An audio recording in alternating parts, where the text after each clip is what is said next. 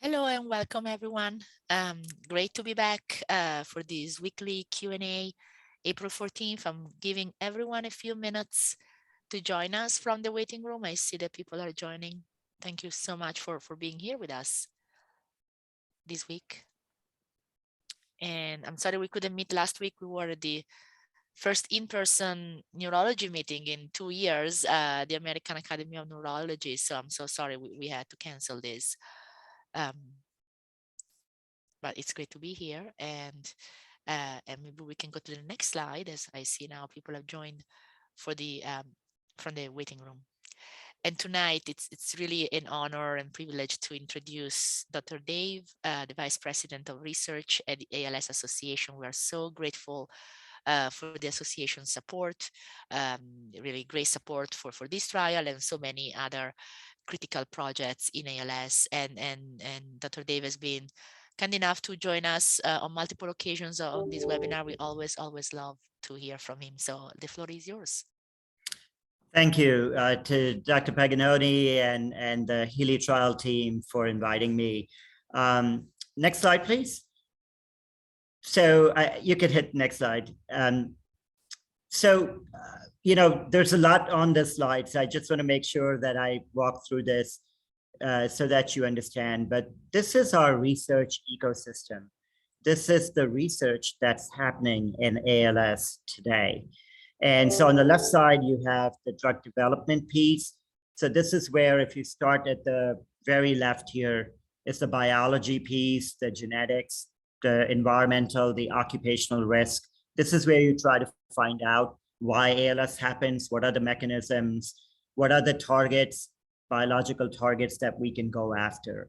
After that, you get into that middle phase, the preclinical drug development phase. This is where now you take that biology and start developing drugs against it. And this normally happens in industry, pharma and biotech. They're developing drugs preclinically before the clinic and are doing biomarker development to assist in drug development.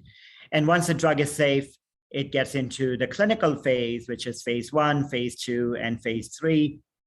These are the 3 phases of the clinic that Dr. Paganoni has talked about before. And then if you're lucky, a drug gets approved and is on the market. I want to bring your attention to this right side, which is also really important. It doesn't get a lot of attention, but this is for research that helps people living with ALS today.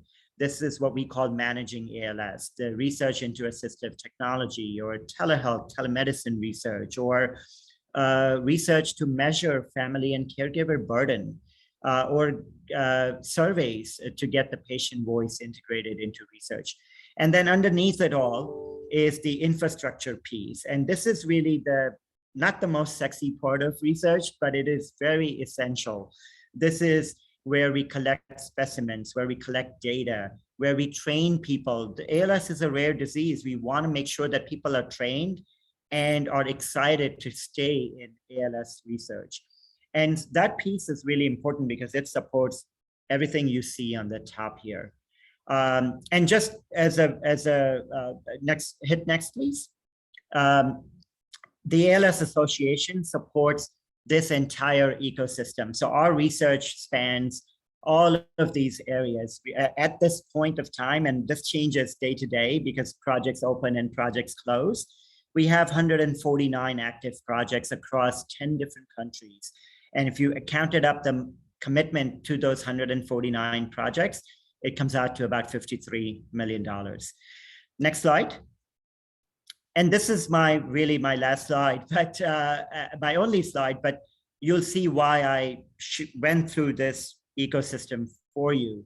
If you hit next, this is where the HEALEY trial funding is for us. This is where we provided $3 million almost 3 years ago when the HEALEY platform trial was just starting up.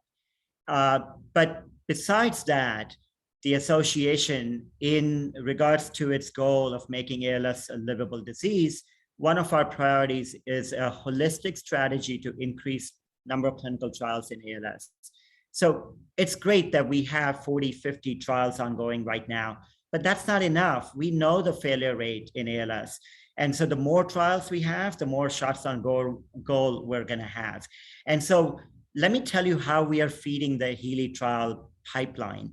The HEALEY trial funding, as you know, provides funding for multiple therapies to be tested all at once.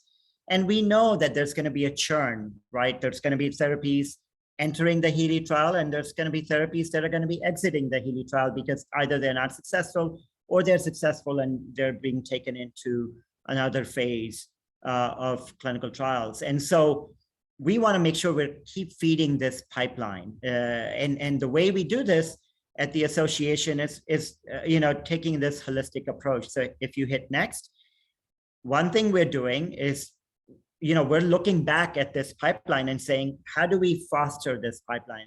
To do it, we can fund a program on the preclinical side, which is one of our programs called the Barnett program. It funds very essential preclinical drug discovery, pharmacokinetics, PK/PD type work, target engagement, efficacy in animal models, safety and tox. All of this allows us to move drugs into the clinic. In fact, one of the drugs that we have supported through this Barnett program, predopidine, is now in the HEALEY trial. And so this is an example of making sure that we are constantly getting drugs ready to move into that. Hit next, please. We also have a clinical trial awards program. So that funds a little bit earlier than where the HEALEY trial is. It funds early stage phase 1 safety and tox, again, target engagement, PK type studies in the clinic, so that the HEALEY trial has all of that information if they're going to pick a therapy to be part of that platform trial. Can you hit next, please? And we do a lot of the infrastructure piece as well. So we fund NEALS, for example. This is the largest clinical trial consortium for ALS. And we fund it because most trials that happen in America happen through NEALS. And NEALS provides training to clinical trial coordinators. They get PIs ready. There is a mechanism to collect samples or data, which is made available for everybody to see. We have a new grant that we're working with folks like Dr. Paganoni to develop a capacity building grant so that we can have more trial sites. So, it's great to have more clinical trials, but more clinical trials means we need more sites available for those trials. And so this capacity grant will build new clinical trial sites across America, or maybe expand the capacity of the sites that are already doing it, but maybe they can only handle 2 trials, and maybe they want to be able to handle 4 trials or 5 trials. We're thinking of a trial match program so that we can match people with ALS with trials directly. We have Think ALS tool, which allows for earlier diagnosis for ALS, because earlier the diagnosis, that means people have more chances of getting into a trial. If it's been too long after diagnosis, they may not qualify to be in a trial. And so Think ALS tools allow us to do that. ALS Focus Survey program. This is a patient-facing survey program where we want to hear from patients, and so that we can do more patient-focused drug development. And really through advocacy, asking the federal government to increase the pie that they give to ALS so that we can have more clinical trials in ALS. I can talk about this, but time is running out, 10 minutes. And I'm happy to take questions later, but thank you, Dr. Paganoni, for allowing me to walk through these couple of slides. This is great. Thank you so much. And so I'll just quickly go over our updates. And again, it is really, as you said, a continuum. We need the entire pipeline to have resources and support, absolutely, from basic biology, preclinical drug development, and then ultimately clinical trials and all the other clinical management tools that you mentioned. Absolutely, every piece of the puzzle is absolutely critical. And it's true that because of this pipeline that's supported in so many ways, now we are at the point where we can test multiple drugs. So if we can go to the next slide. that's exactly what we're doing with the platform trial. We have been testing 5 drugs so far.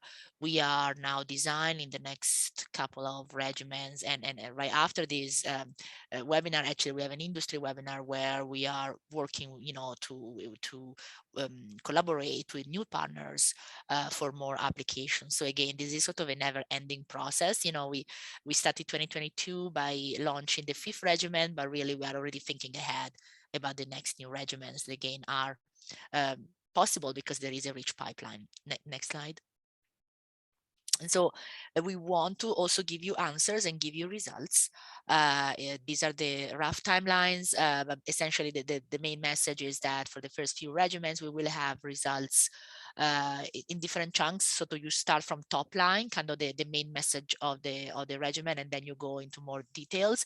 We'll have results by the end of the year. In fact, the top line results will arrive sort of by the end of the summer, and then we will have more detailed information like biomarkers and exploratory analysis later on in 2022. That's for the first few regimens. Now, regimen number 5 just started, so we need to complete enrollment for that. Next slide. And speaking of enrollment in Regiment E, we have randomized 23 individuals within Regiment E. So thank you so much to all of you who are continuing to promote awareness about the trial and supporting people who participate or even participate yourself. I mean, clearly, the sooner we complete enrollment in Regiment E, the sooner we will know if that regimen also works or not. Next slide. At this time, we had 24 sites that are currently activated for Regimen E. That's the list. As you may remember from previous webinars, they include both sort of older sites that also participated in the previous regimens, as well as new sites. And we continue to activate more every day, every week. Next slide. These are the next ones in line for activation. As Dr. Dave said, every site has to provide resources to be able to participate, not just in brand new trials, but also in new regimens within the platform. So we continue to work with the sites and supporters to try to allocate resources so that they can, participate in, ideally all regimens, and even include even more sites for all regimens. Next slide. And if you want to check the status of your site online, you can do so at on our website, as you can see here and on the link. Next slide. And as always, we are available outside of these webinars, and Catherine and Alison are there for you at all times. And I apologize, we had a cancellation last week because of AIN, and I believe next week is also canceled because we will be away. So basically, we will regroup right after that with more guest speakers. We really love having guest speakers because they really provide such a valuable perspective about the overall landscape. As we just heard tonight, obviously from Dr. Dave, that was a great overview. We'll have CPI from Virginia Commonwealth on April 28th. Really, really excited to have her here, as well as the president of ALS Finding a Cure, which is another group that supports the trial, and they will be here in May. Next slide. And as always, feel free to check out our recorded websites. We do have a great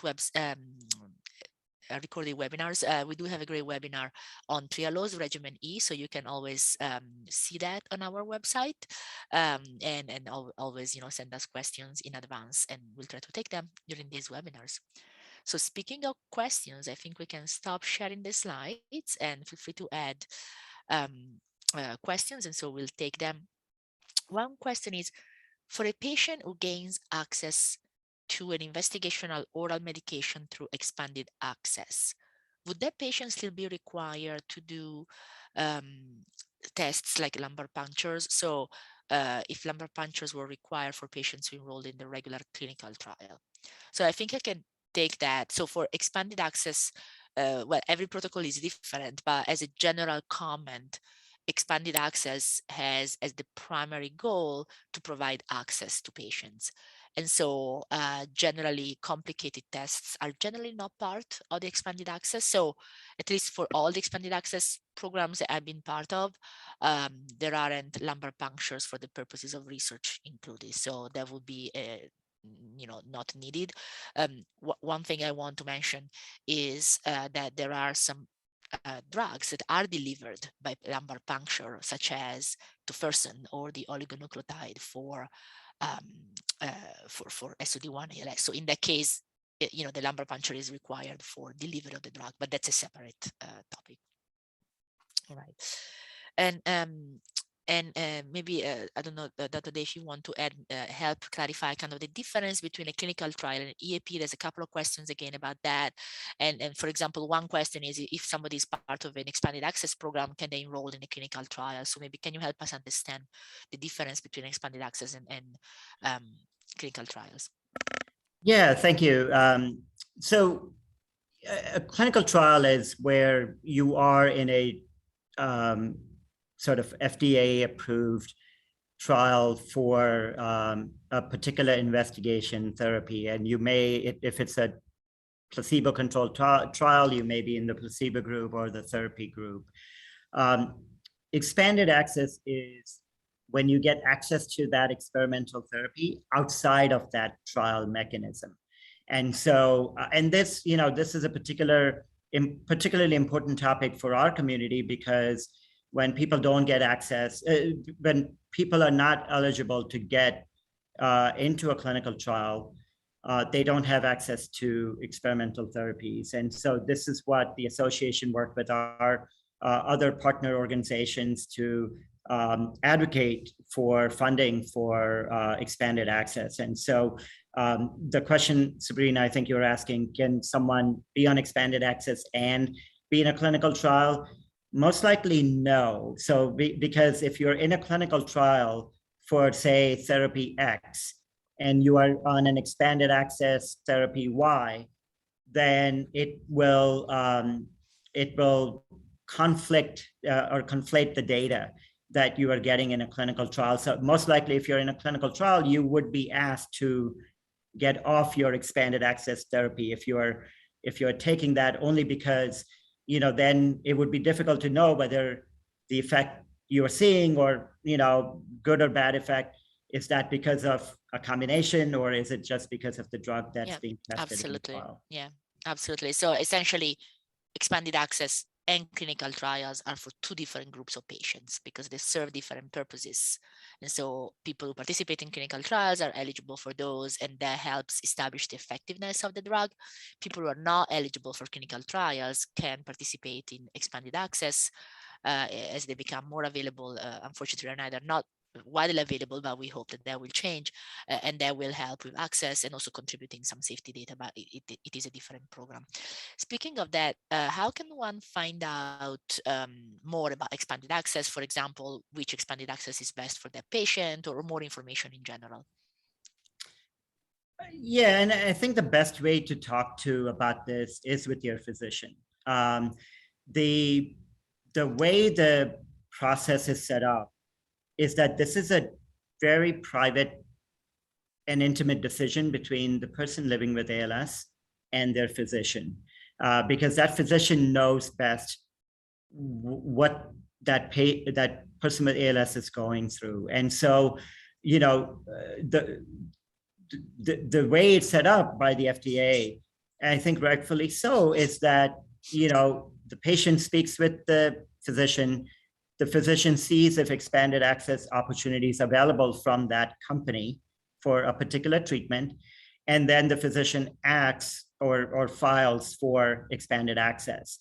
And the reason why it's set up in this way is because so that you don't get, the people with the power, or the people that have the money, or the people that are more connected get access through expanded access and others are not. And by doing it this way, that, it's a relationship between a patient and a doctor, and that's what's driving the decisions for expanded access. How do you find out which therapies are available? Again, Sabrina, you could speak to this, but most Neil's physicians and otherwise, I think, are really well versed in what kind of therapies are available. We are also hoping to build out a resource page on our ALS Association page, so that we can provide to this type of information once the FDA's expanded access program starts going, or the NIH's expanded access program starts Yeah, going. actually, can you, maybe there's a couple of, again, there's many questions about EAPs. So I'll just take, if you can maybe give us your thoughts in terms of the Act for ALS and, how drugs for EAP are paid for and things like that. Yeah, so, the community did a hard thing here, right? And we commended for fighting to get expanded access in the EAP program. But there is a thinking that the day President Biden signed a bill, next day I have access to therapies, and that's not how the system is set up, unfortunately. So what needs to happen? So, President signed a bill. Now NIH has to, and FDA together has to set up a process by which expanded access is available. This money will not go to the company. This money will not go to the patient or a person living with ALS. It will go to the sites that, and those sites will need to apply for grants so that they can provide expanded access, provided the company is also approved by the FDA to provide expanded access. So, there may be a little bit of frustration in the community, Sabrina, that, well, this bill was signed, why don't I have access the next day? Because the government entities that are directed, they have to set up a program like this. There's no other expanded access program for another disease like this. So, it's a new thing that NIH has to set up. And then the community needs to learn how to apply for those grants and set up an expanded access process. Yeah. And we've, our patient navigators, we also just wanted to let everyone know that we updated our website, and Niels has also updated the website. So maybe Alison, if you could put in the chat the links, those are great resources. We will continue to update them to provide more information because, I mean, as you said, this is breaking news, something new, something that we're still, watching and obviously learning and contributing to every day. So, the websites, and we definitely want to continue to update them. There's a question, kind of clarification question. I think earlier I said about, I was talking about lumbar punctures in expanded access. I just want to clarify. So normally lumbar punctures are not needed for expanded access. That doesn't mean that people cannot contribute, for example, to lumbar puncture biomarker studies. It's not, again, it's different protocols have their own requirements. So people can participate in biomarker studies and donate spinal fluid, for example, but they're not required in order to be part of an expanded access. I hope that clarifies. There's also a question and about kind of the length of the EAPs, and I just want to quickly say that when you write a protocol, you kind of have to say for how long it will be. So many times, based on drug availability, the actual production of the drug, we oftentimes write the protocols for 1 year, but we often, and in fact we have many times, extended the length. So the idea is to keep people on drug for as long as possible. That depends on availability of the drug, and then the drug is typically donated by the pharmaceutical company. So sometimes the protocol actually says 1 year, but there is the intention to prolong it. Now we cannot ensure that we cannot put in writing that will be for sure, but I can tell you that we've done that multiple times. So hopefully that will be the idea. Yeah.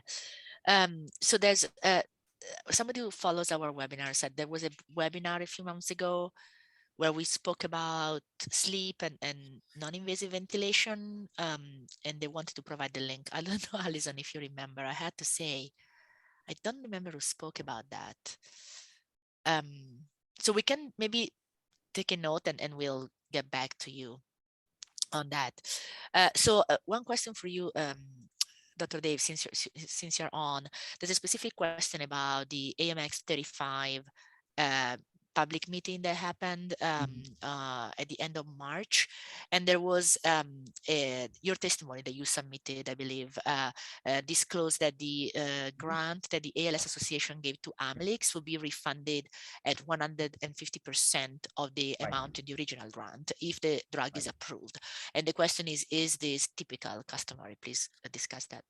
Yeah, yeah, happy to. So, many years ago, foundations would provide, nonprofit organizations would provide sort of non-dilutive funding. That means, here's a grant, you know, um, take the money, do drug development, do clinical trials. And over time, and I would say really in the last 10 to 15 years, across the board, I used to work for a Parkinson's foundation. I worked there for 9 years. Um, Alzheimer's foundations, or similarly, cancer organizations.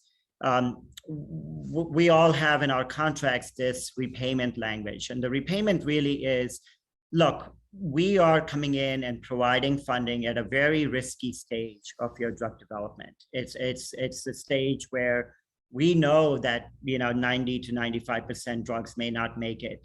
And so if we're buying into or taking that risk and providing you, $1 million or $2 million or $500,000, the idea is that if that drug ever gets to the market, that the company who is now going to presumably make millions and millions of dollars, that they would repay that grant amount back. And so the idea is that repayment then allows us to take that funding and put it back into research. And so this is a very standard thing that happens across organizations. This is in our almost every contract. This is the case. So while we have talked about Amylyx, it's in our contract for when we had supported tofersen. It's in our contract when we supported the neurone biomarkers study. It's a standard part of our contract that we ask for repayment if the drug ever gets to the market, so that we can take that funding and put it back into research so that we can keep looking for better and better treatments, because we know one treatment is never going to be enough, and that it's a heterogeneous disease. We're going to need a variety of different treatments with different pathways, and if one of them is successful, that allows us to reinvest that repayment back into our research program. Great. There's a high volume of questions, so maybe I'll ask Alison if we can take note, and we'll start maybe next webinar. I know it's not next week, but we'll start next webinars with those questions that were not answered, and apologize for that. Can I just ask you, Dr. Dave, for final thoughts? Yeah. Well, I have to say, first of all, thank you for inviting me. And it is a really exciting time. Sabrina, when the HEALEY trial started back in 2019, to be honest, I was worried. It's a huge initiative. It's never been tried in ALS. Will it kind of buckle under the pressure of it all, right? Having 4 or 5 therapies all going at once, this, 1,000 up to 1,000 patients in this large study, something of this scale has not been done before. And so, credit goes to you and Merit and, everybody on the HEALEY trial team. But now we're seeing this, what it was supposed to do, right? We have a therapy now that was taken off because of futility analysis. We have a new therapy that was added in. And this is the regular churn of the platform trial. This shows that this model is working. And that's what gets me really excited. The fact that you were able to recruit 3 times faster than normal and over the COVID pandemic, I think is really this trial is setting a sort of a new path for the ALS field, and it's really exciting. Thank you. No, thank you for that. I think that's true, and that's why we're so grateful for your support and for everyone's participation and everyone's work. Thank you so much, and we'll see you in 2 weeks. Thank you. Bye-bye. Thank you.